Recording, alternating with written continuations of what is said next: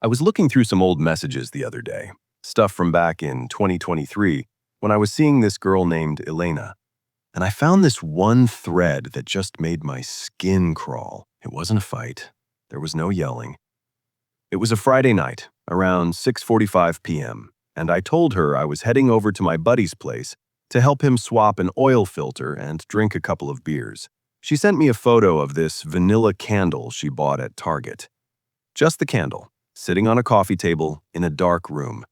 No caption. I was sitting in my F-150 outside my buddy's house. I remember the check engine light was on, and the interior smelled like old gym clothes.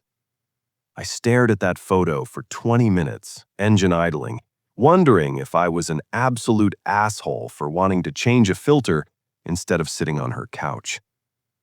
I eventually killed the engine, drove home, and we didn't say a word to each other for 4 hours while she watched The Office for the 10th time.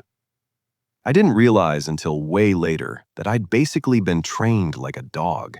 Most of you guys are being handled. You're being managed. And the crazy part is, you think you're being emotionally intelligent by folding every time she gives you a look or sends a weird text. You think you're keeping the peace. You aren't. You're just trading your self-respect for a few hours of quiet, and she's losing respect for you every time you do it. Today, we're pulling back the curtain on this.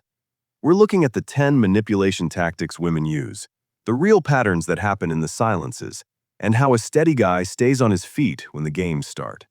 I want to start with the one that messed with my head the most, because it's usually the first sign that you're losing your lead. 1. Chasing the ghost. I had this one girl, Maya. For the first month, she was incredible.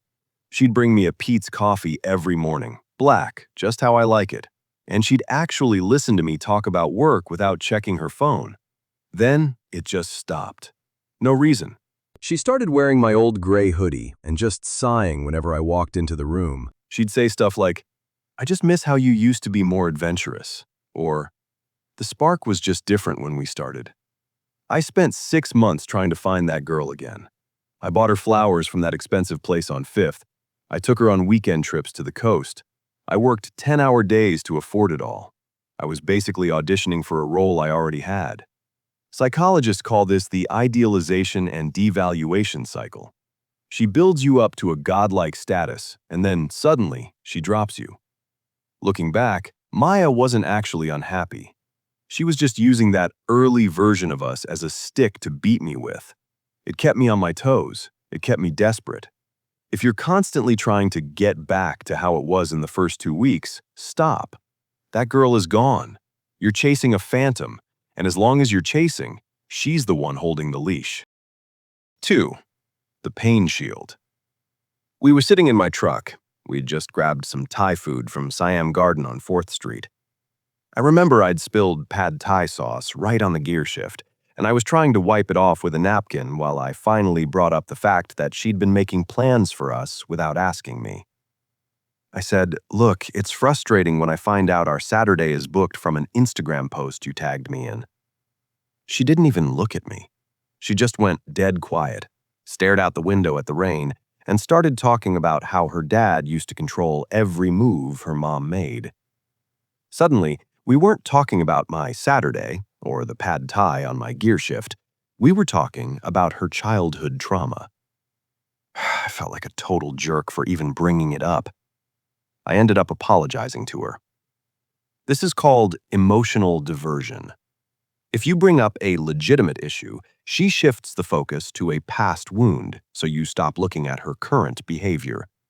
It's a way of using old pain as a shield to avoid taking any responsibility right now.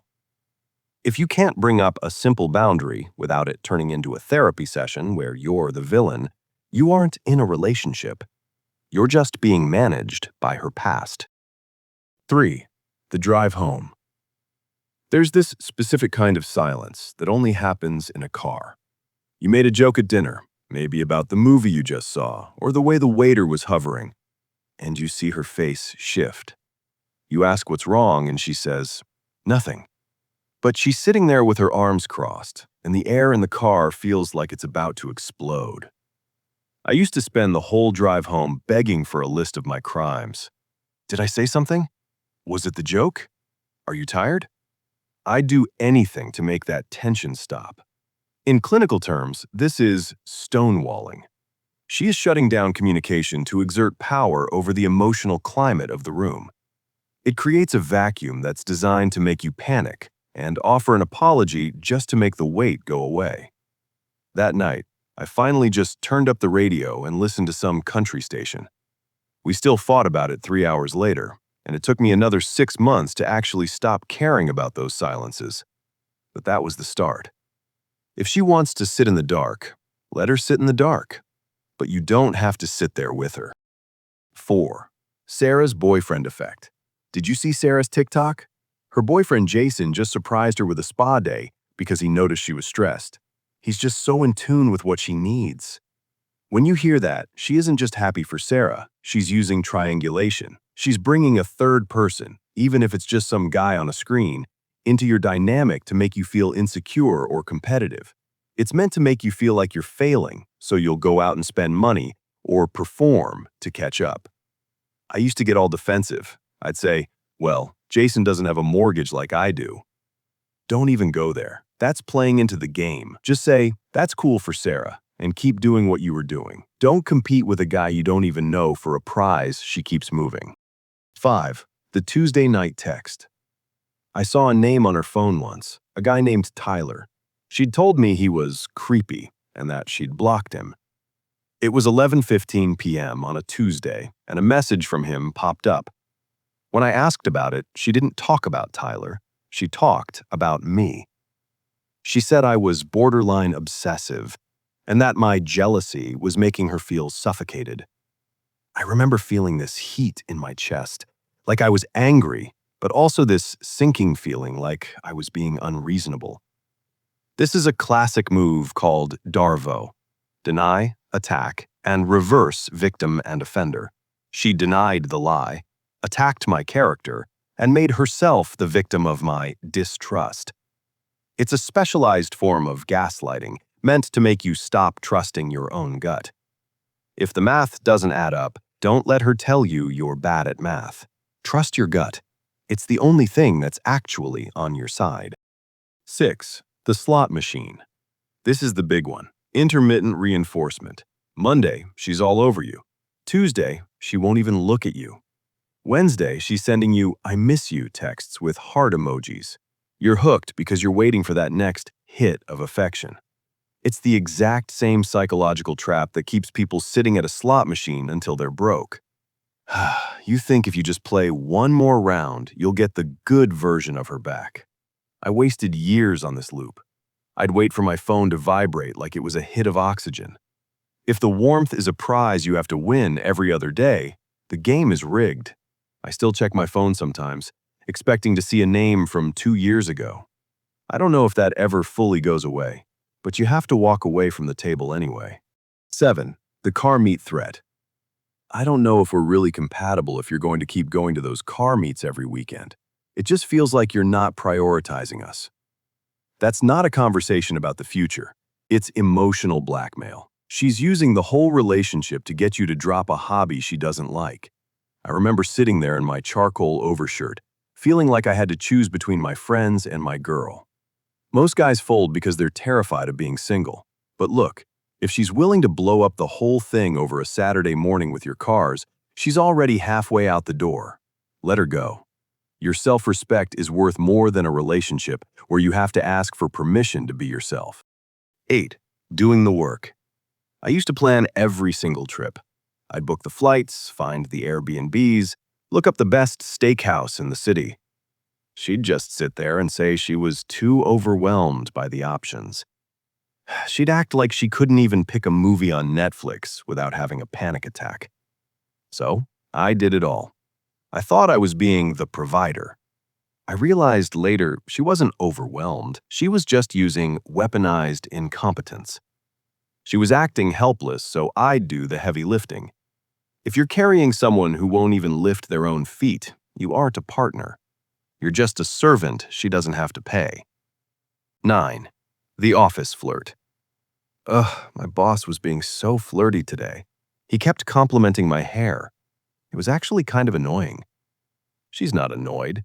She's engaging in jealousy provocation. She wants to see if you'll get possessive, because to her, your jealousy makes her feel valuable. It's a quick hit of outside validation. Don't give her the reaction. Just say, "Hope he's not making it hard to get your work done," and go back to your beer. 10. The Saturday morning text. Back to the candle. That text was a form of negative reinforcement. She wanted to make my time away from her feel so miserable and expensive that I'd eventually stop leaving the house just to avoid the bill. Every time you feel that guilt for doing something for yourself, going to the gym, seeing your friends, working on your truck, that's the guilt trip in action. If you pay it, the price just goes up. I still feel it sometimes. That little ping of anxiety when I tell someone I'm busy. But I go anyway. Go on the ride. Go to the garage. Drink your beer. Be cool. Look, the reason you're falling for this is because you think being a good man means being easy to manage. You think that if she's happy, you're doing a good job. But if her happiness is built on you muting yourself, it's not real. You start living around her moods. You start checking the weather of her face before you even decide what kind of day you're going to have. She's not going to respect you if your whole mood changes every time hers does. It's not about being a jerk. It's about being a man who has his own center. If she wants to join you there, great. If she wants to play games, let her play them by herself. Anyway, I'm doing a video next on the first 10 seconds, what she's actually looking at before you even open your mouth. It's the difference between being a man who stays steady and being someone she can just push around. I'll show you what she's actually seeing. Stay steady. Stay grounded. I'm Mark. This is Mark on Dating.